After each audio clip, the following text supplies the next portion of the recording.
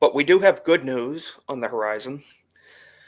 Joe Rogan went Oh, from being highly critical of, Christianity. He was whatever he was. I don't even want to put a label on him. He can speak for himself. But according to here, the Western Journal, and many other people talking about Joe Rogan, it's being said that he is now attending church regularly. Wow. So from being, I've watched his show for years, not every single one, but I've seen several of them. And, and he's been a skeptic, a critic. He's not been a practicing Christian, I don't believe, up no. until I whenever. wonder if Butler, Pennsylvania had anything to do with it.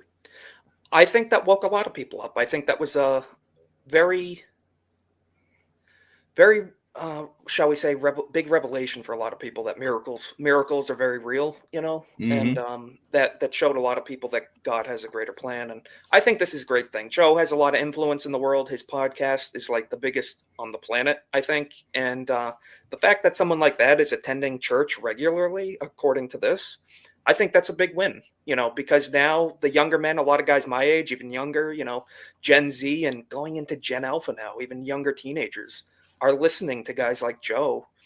And I say, man, this is great. This is a great revelation in this country. So he is a more big power influence. to him. Yeah. Yeah, I would say he's probably one of the biggest, if not the biggest podcast in the world. Right. I totally agree. And I mean, I'll throw him on every so often when I'm at work and, easily knock out 3-4 episodes a day if I want to. Absolutely. It's great. Yeah, he's and an you can get your work done conversationalist. too while he's talking too. I mean, Exactly. It's a great format. And I still have time to make memes. Absolutely.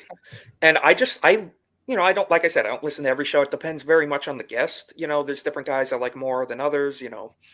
Kurt Metzger, if he's on, I watch every single episode of that. Yeah.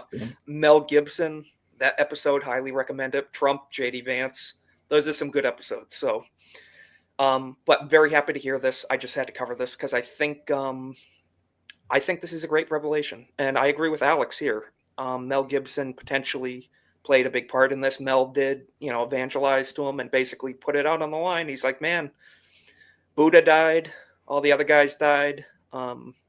Jesus came back, so he laid it out on the line and said it is the way it is, and hopefully it hit Joe where he had to hear it, and I think that's a pretty cool thing. So big win, I think, in the culture Need more war. like him.